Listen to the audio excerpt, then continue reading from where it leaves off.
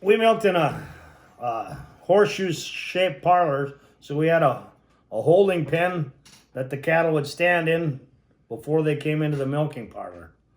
So that was the first job that we had to do, was to clean that barn with the shovel before the invention of skid steers. And skid steers really changed a lot of things, but the old time was with the shovel and spread a little sand in there so the cows wouldn't fall so much. And cement got to be too slippery when you're scraping on it all the time. Or I can remember we used a horse and sleigh in the winter to clean the barn every day. And we'd pull the horses through on the sleigh, and we just grab the pitchforks and throw it on the sleigh and then take it out and unload it. And then I was pretty darn small back then, but we kept the horses in a stall in the barn, in the first stall. And I'd always asked my dad to get a ride on the horse. But he said, you got to duck down when you get to that barn door. So every time we'd take the horses in, I'd duck down. But then we finally got a tractor, and then we drive that tractor with a manure spreader right through the alley and do the same thing, throw the manure and the straw and into the spreader. And then we, if the weather was right, we'd take it out in the field and spread it in the wintertime. And then grade A came into play, where you'd get a lot more money for grade A milk. So when you went to a grade A system with a stanchion barn, they kind of wanted you to put a barn cleaner in. And I believe it was in 1961, we put a Badger barn cleaner in, which was really, really handy. You just flip the switch and the paddles would go around and they'd do all the work for you and drop it right in the manure spreader, and away you'd go. So we did that for many years, and that was a lot easier. But then when we got to the silo part, we had one silo, and we threw all the silage down by hand every day in the winter. And we had a small chipper up there. It was called a silage chipper.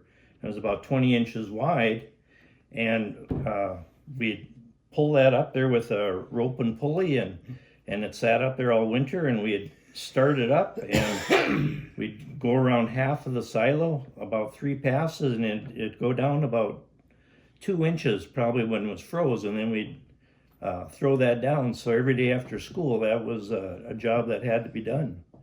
And everything we did after the barn cleaner was pretty much manual labor. Everything was labor back then. Well, every day before school, I'd have to get up and milk the cows. My dad would wake me about 5:45, and we'd get up. At that time, my dad and I would go out and we'd start. And then about 6:45, my mom would have breakfast ready for me, and then she would come out and finish up with Dad, and she would do most of the cleaning of the milkers and all the equipment that was used. And then I'd go back to school. And then right after school, like at 4:30, my chores were, so we'll talk winter time here. I had to throw silage down, and it was just a regular routine we did every single day. It was silage, get some hay down for the cows. We had ground feed, and we each cow got a certain amount of feed. They were all in stanchions. We could always tell if a cow wasn't feeling good because we knew that it wasn't eating properly, and then we'd have a veterinarian come out, and then we'd go in for supper, and at 5:45 we'd be out milking again in the evening, and usually about 7:30, 7:45 we were done for the night. But it was the same routine every single day. And right before bedtime, our job was to make sure that the water wasn't flowing in one of the cups that the cows maybe activated, and it was crooked or something, and push the hay up for the cows to eat for the night. But it was daily routine. well, the ear probably would hang tight onto the stalk, and then maybe it would plug up, and you'd think, well, I can just push that through, or I'm I think guessing. they thought they could. The guys that we had many when I was a kid, we'd see many guys in town with hooks and Yeah. and the story was they would plug up with these stalks like Neil said, but it was so tempting to think that you could just pull that stalk out. But when they took a good hold with two hands and pulled, when it finally took hold again, if they had the machine running, there's no way you could let go fast enough. Your arm went in with the stalk. So the lucky guys just lost one, and the unlucky ones, both arms would go in. Wow. The good old days. Most of the time, it's you got to train a cow to want to get milk. That most cows would have an instinct that they would want their calf to take their milk, but most of the times we want as much milk as we can get. We wouldn't even let our calves drink off the cow. We would take the calf, put it in the barn, and then feed the new milk, the colostrum, to the newborn calf. And so you got to train that cow to want to let you touch her and let you put the milker on her, or heaven forbid you had to milk her by hand, I guess. So some of them would not fight too bad. Some of them never gave up. Talking about accidents with on the farm or milking cows, I was a senior, and I was milking the cows one evening, and with the stanchions, you're in between two cows. And just out of the blue, we had nice tame cows, but out of the blue, I got kicked in the back, and that was one evening. And I don't know why I got kicked. It was in the spring, so there weren't flies or anything. And the next morning, I was milking, and I was milking the cow right beside the one that kicked me in the back, and she had to arch her back to urinate. And I was milking her, and we had milkers, so there's a strap that goes around the back, and it hooks on, and then the milker sits on there, and then you put the udders are vacuum pumped. Well, anyway, this cow was arching her back to urinate, and her feet came forward with me underneath, and she fell on me. And there's an air compressor that does all the pumping, and when she fell, that hose fell off, and it makes a terrible amount of noise when that air is blowing and the cows get all scared and stuff. And this cow that was arched and fell on me, she was trying to get up, and I had the milker underneath, and I was scrambling to get out of there, and I grabbed that cow that kicked me the night before by her leg that kicked me and pulled myself out. I ended up in the gutter, and I ended up with a broken ankle. So there were a lot of things that Could very, very dangerous out there. But getting kicked by cows, sometimes you had some equipment. It was called a kicker, and what you'd do, it was on a chain, and it had two kind of U-clamps, not really U-clamps, but you'd put it on one of their back legs and then swing it around the front, and then tighten it on the other one, and then when they try and kick, they just couldn't move properly. So we had a couple that we had to start out with the kickers, and very dangerous again. Just never knew what was going to happen. We had a vet that was in Red Lake Falls, and he'd come out in a 1958 station wagon, and I remember it plain as day. His name was Dr. Stelter, and he would come out at all times of the night. It would just, if you needed him, you'd call and he'd come. And I remember one year we had to vaccinate all the cattle. I forget exactly what it was, but there was a disease out there. And I remember I was a little guy, and we were told, I know you'd know this, Larry, what the disease was, but my dad got kind of cut a little bit with a cow's tooth. And I was so young and so scared because I thought that my dad was going to die from this kind of like, I forget what it was called, but I still remember that. And the vet had to come out, And I think all the herds around almost had to get vaccinated for this one disease that was going on. But the vet would come out whenever you needed him. It was quite interesting. There were two diseases that that they had to test extensively for way back when, and I imagine that's probably what you're thinking of. One was brucellosis, which is Bang's disease, and that they could test by taking a blood sample. People could get that, but it wasn't common for a person to get that. You could get it. Back then, they didn't have all these plastic gloves and stuff, so like delivering a calf, you could, if you didn't have gloves on, you could get Bang's disease or brucellosis from a cow. But they had government programs which were very effective to get rid of those diseases. And like you said, it was controversial sometimes if you had 5 cows and one of them had Bang's. I think initially they would just, make you sell the one, and then you'd have to get tested again until you were clean. And the same with tuberculosis was the other disease that they eradicated by testing cows, and that was where the cow had to have like a manto test in a person. You had to inject a little tuberculin into the skin of the cow and then come back in 3 days and see if that got swollen, and if they did, then that cow had to be sold, and then again you'd probably the next year you'd have to do it again. So I think it was almost yearly things that they had to do, that's how most veterinarians in those days made the majority of their money, was by testing herds like that. And they had a lot of what we used to call the self-taught vet, which would go around and what were some of the names? You mean? Well, yeah, but there was names like, wasn't like Tug Luckisher? I always heard that name. Wasn't he like a guy that would come and do stuff if you couldn't get Dr. Tweedy? And there was a Malwitz. Bill Malwitz would do. I just heard all these guys that were.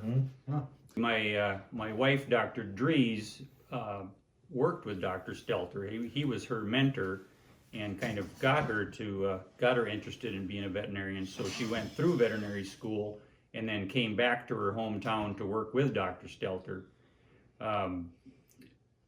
Back then, in the early '80s, we still had a lot of small dairy farms, and we were called on to do a lot of things that. We could do them cheap enough so they could just keep milking and have us do something. It would save them time. I just happened to dig through a box, why I would keep everything, but from the early '80s, and I have all our slips. I found your name on some of those slips. We would make one little slip out for every stop, and man, I saw some names I hadn't seen for years on those slips, and we showed them to our young people now. We'd drive to Argyle, all the way to Argyle, and charge them $20 to drive to Argyle and then deliver a calf for $25. And of course, you just can't do that nowadays. So it got really got more and more expensive for us to operate. We had to charge more and more, and just like everything else with farming, everything got more expensive. The profit went down. Now the very, very large farms, there's one that's probably going to get put up by between Gary and Twin Valley, and that one's going to have 10,000 cows on one farm. So they are, I'm sure, going to have their own veterinarian and a lot of other people to take care of them. They're going to be part of an operation that when they get that one going, I think they'll have 90 to 100,000 cows that they milk. So the Fair family? Yep. From Morris, Minnesota. Riverview Dairy. Riverview? Yeah. Riverside. Riverview? Riverview is the name of that dairy, yeah. Does McCaslin supply all that hay? I'm not sure. But I read somewhere where someone was estimating, they thought that with the size of the dairies, the way they're going, that the United States should be able to get their entire supply of milk from 90 dairy farms, which is quite a bit different from what it used to be. I miss seeing the cows out there, that's sure. Yeah, the silos are still there, but not the herds. you miss them, but I know the economics aren't there either, having been part of it. It was a love-hate relationship. you Was it what? you realize that that's how your family's making a living. That's how you put the food on the table. That's how you pay for your car. That's how you get your new clothes. You need to get the milk check. So you know that the manure has to be hauled. You got to grind feed twice a week. You got to fill the silo in the fall with corn silage. You'd like to have as much hay as you can to make it through the winter. We used to make small square bales when we first started, and that's a lot of work to put up 10,000 square bales of 65 pound bales of hay. Then we started chopping more silage, and we'd fill one silo with haylage and one silo with corn silage, and that would usually get us through to next spring. And my dad passed away in 76. I was a junior in high school. My brother Kurt came home from college, so he was kind of manning the ramrod of the outfit, and I was the 7th in 12 children. There was 6 younger than I that we all chipped in and we had a calendar that we'd keep track of who milked and whose turn it was to milk. So nobody could argue, because if your name wasn't on the calendar, you weren't in the barn. It was a lot of work, but it was also amazing to have the collaboration, and I think it just really brought us all together, because anything that had to be done, we were doing it together. The fencing or the hay, or it wasn't like, well, I'm staying here, you guys go do the work. We just we were working together, and we were trying to get the work done so that we could play together. And, there was a basketball hoop in the hayloft, and there was a basketball hoop on the barn, and there was games. They all had softball gloves. Yeah, see who We could. played road hockey in the yard. Yeah, we played, yep, street hockey. So that was the positive side of it. Absolutely. And earlier in regard to the community, you were asking about what you remember. So Jean was the 4-H leader for decades. And so there was a real community in the whole dairy. Most of the kids on the dairy farms were in 4-H, and we were showing cows, and so we knew each other too. So to come, I live out of state now, but to come home and see that, people weren't able to stay on the farms. It's sad. Our oldest brother, Greg, graduated from high school in 69, and I imagine he was probably a sophomore or something when he bought his first registered Holstein cow. So it was a goal to have the best cow that you could have, and going through 4-H and showing at the Northwest Dairy Day in Thief River Falls or at the Red Lake County Fair. Most of my younger siblings all got trips to the state fair with their calves. Multiple times, Some of them. I never got to go to the state fair. I had the last doggy cow that we had. She was a blue ribbon, but she wasn't good enough to go to the state fair. When the older kids started, there was a lot of competition within the county, but when my daughter was growing up, she was the only one showing dairy in Red Lake County anymore. There was no dairy left. You're in a certain situation with your barn, with your silos, with your haymaking machinery. You've got a certain amount of money invested, and you're okay with putting so much time in, but as things wear out and you need to fix things more, you need to try and keep up with the workload, and you start losing, you start going backwards, and you just realize that you can't do everything. You can't keep all the old stuff together. Things are worn out. The milk and parlors wore out. We welded on it so many times, and you're not making as much money as you once did. You're not as young as you once were. It's all takes a toll on it, and I think it was very hard on a lot of people to see the cows go, because that's what you're used to. You're used to seeing cows, and a milk check every 2 weeks is part of it, but the money doesn't make up for lost time with your families, and it's hard to have everything done and be able to have too much fun. We've played a lot of softball our whole life. We've had a lot of other fun in the communities, and so I guess it was it was good for us our whole time. When I graduated, I guess we were still milking cows, and the year I did graduate is when Dad decided it was time to get rid of the cows. They were just, there was way too much work, and at the time I didn't want to milk cows anymore.